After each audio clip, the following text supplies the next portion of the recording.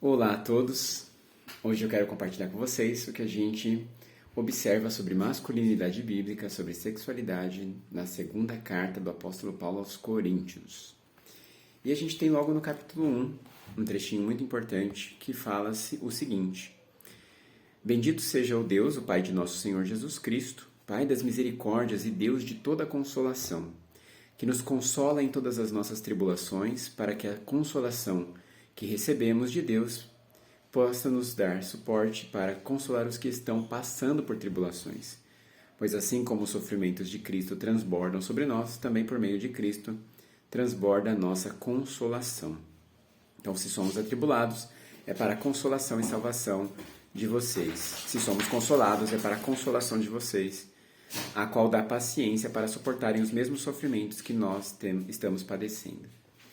Então aqui ele tem uma lógica muito interessante de aconselhamento que fala o seguinte: nós que passamos por dificuldades, passamos por batalhas na questão da imoralidade, passamos por desafios na construção da masculinidade, fomos ajudados por Deus, consolados por Deus, recebemos inclusive ajuda e consolo de outras pessoas, e agora, quando nós conseguimos estabelecer um crescimento, um amadurecimento em Deus, nós nos tornamos instrumentos para também consolarmos outros, para também abençoarmos outros. Então, nossa experiência de ser acolhido e transformado por Deus, de ser acolhido e abençoado pelos irmãos, agora se converte em nossa ação consoladora e transformadora também para com outros. E isso é muito legal de entender porque nada termina em nós, né? Nada é só por nossa causa. Todo mundo me ajuda, tudo para mim. Não. Eu chego num ponto em que eu fico bem, em que eu avanço, que eu amadureço, e com pouco que eu já amadureci, eu consigo já ajudar aqueles que amadureceram menos que eu, que estão precisando de ajuda, que estão lá no comecinho onde eu já estive, né? Aí depois também no capítulo 2, a gente tem lá no versículo 5 um resgate daquela história lá de 1 Coríntios, de um rapaz que tinha cometido um ato imoral por ficar com a madrasta, né? E aí aqui no versículo 5 do capítulo 2 a gente tem o seguinte: Se um de vocês tem causado tristeza, não a tem causado apenas a mim, mas também em parte, para não ser demasiadamente severo com todos vocês. A punição que foi imposta pela maioria é suficiente. Agora, ao contrário, vocês devem perdoar-lhe e consolá-lo, para que ele não seja dominado por excessiva tristeza. Portanto, eu recomendo que reafirmem o amor que têm por ele. Eu escrevi com o propósito de saber se vocês seriam aprovados, isto é, se seriam obedientes em tudo. Se vocês perdoam a alguém, eu também perdoo. E aquilo que perdoei, se é que havia alguma coisa para perdoar, perdoei na presença de Cristo por amor a vocês, a fim de que Satanás não tivesse vantagem sobre nós, pois não ignoramos as suas intenções. Então aqui ele está falando que há um momento de punição, de cobrar, de confrontar, de exortar para que a pessoa saia do pecado, saia da imoralidade, saia, né, das tentações sexuais e venha para o caminho certo, para o caminho santo. Então há esse momento, né, de cobrança, de apertar, de exortar. Uma vez que a pessoa está arrependida, ela quer ajuda, é hora de abraçar e acolher. É derramar perdão, trazer para perto e vamos seguir em diante, né? Vamos ajudar você. Então, o capítulo 2 nos lembra disso, né? Então, lá em 1 Coríntios, a gente viu lá no capítulo 5 a importância de exortar, de deixar claro para aquela pessoa que não queria se arrepender, que ela não fazia mais parte da comunhão, mas essa pessoa caiu em si. Ela decidiu, opa, realmente estou errado. Então, agora abraça, acolhe. Aí, o capítulo 5, também a gente tem uma outra questão muito importante, é um versículo muito conhecido, na verdade. A partir do versículo 14, diz assim: O amor de Cristo nos constrange porque estamos convencidos de que um morreu por todos, logo todos morreram. E ele morreu por todos para que aqueles que vivem já não vivam mais para si mesmos, mas para aquele que por eles morreu e ressuscitou. De modo que de agora em diante a ninguém mais consideramos do ponto de vista humano.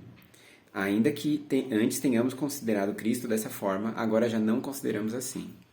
Portanto, se alguém está em Cristo, é nova criação. As coisas antigas já passaram, eis que surgiram coisas novas. Tudo isso provém de Deus, que nos reconciliou consigo mesmo por meio de Cristo e nos deu o ministério da reconciliação. Então, o convite aqui é olhar tudo agora a partir de Cristo. Nós somos nova criatura. Todo o passado já foi, agora tudo se fez novo. A gente começa uma caminhada com Deus, uma caminhada de santidade, de hombridade, masculinidade santa. Então tudo que eu vivi lá atrás, antes da conversão, tem que ficar para trás. Essas coisas não me determinam mais, não me dominam mais, agora eu vivo do jeito de Deus. Em Cristo eu começo uma nova situação, uma nova experiência, uma vida de santidade. Então esse texto é muito bacana para isso. Depois, no capítulo 6, a gente tem uma informação importante sobre o jugo desigual. Não se ponham em jugo desigual, versículo 14, com os descrentes, pois o que tem em comum a justiça e a maldade? Ou que comunhão pode ter a luz com as trevas? Que harmonia entre Cristo e Belial? Que há de comum entre o crente e o descrente? Que acordo há entre o ímpio, entre o templo de Deus e os ídolos? Pois somos santuários do Deus vivo, como Deus disse. Habitarei com eles e entre eles andarei, serei o seu Deus e eles serão o meu povo. Portanto, saiam do meio deles e separem-se, diz o Senhor. Não toquem em coisas impuras e eu os receberei. E serei o seu Deus e vocês serão meus filhos e minhas filhas, diz o Senhor Todo-Poderoso. Então, aqui é uma informação muito importante. Eu não posso me relacionar intimamente com alguém que não ama a Deus, que não confia em Deus. Então, como que eu vou fazer um laço tão profundo como o laço sexual com alguém que não dá a mínima para Deus, sendo que eu entreguei minha vida para Deus? Como eu posso entregar parte da minha vida para uma pessoa que não ama Deus, se em primeiro lugar eu entreguei minha vida para Deus? Então, as pessoas costumam falar, não existe isso na Bíblia, né? De, não pode namorar quem não é da igreja. Tem aqui. Mas não é não namorar quem não é da igreja, né? Porque tem muito descrente na igreja. É não se envolver com pessoas que não querem nada com Deus. Né? E se envolver com pessoas que você percebe que amam a Deus, que buscam a Deus e que querem buscar mais ainda ao seu lado. Né? E o capítulo 7, nós temos aqui no versículo 8, é o seguinte: mesmo que a minha carta tenha causado tristeza a vocês, não me arrependo. É verdade que a princípio me arrependi, pois percebi que a minha carta os entristeceu ainda que por pouco tempo. Agora, porém, me alegro não porque vocês foram entristecidos, mas porque a tristeza os levou ao arrependimento. Pois vocês se entristeceram como Deus desejava e de forma alguma foram prejudicados por nossa causa. A tristeza segundo Deus não produz remorso, mas sim arrependimento que leva à salvação. E a tristeza segundo o mundo produz morte. Vejam que esta tristeza segundo Deus produziu em vocês. Que dedicação, que desculpas, que indignação, que temor, que saudade, que preocupação, que desejo de ver a justiça feita. Em tudo vocês se mostraram inocentes a esse respeito.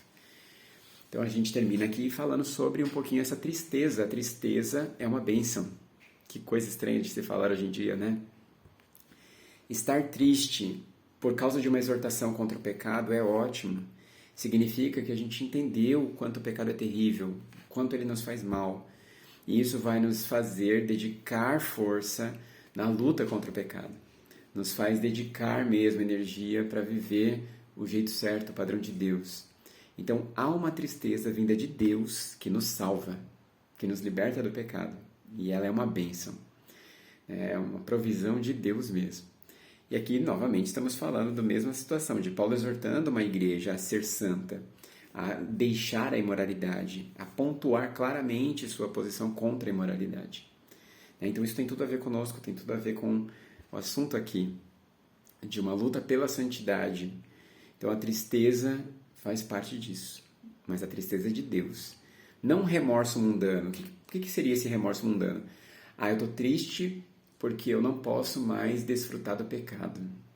Isso é remorso mundano. Você não tem que ficar triste porque não pode desfrutar do pecado. Você tem que ficar triste porque o pecado te destrói e te separa de Deus. Você tem que querer estar longe do pecado. E essa tristeza correta em Deus faz você entender profundamente isso. Né? Então, analisar essa diferença dentro do seu coração. Né? Então, ficamos por aqui. E na próxima semana a gente estuda um pouquinho mais dessas cartas de Paulo sobre a hombridade e a masculinidade. Deus abençoe a todos.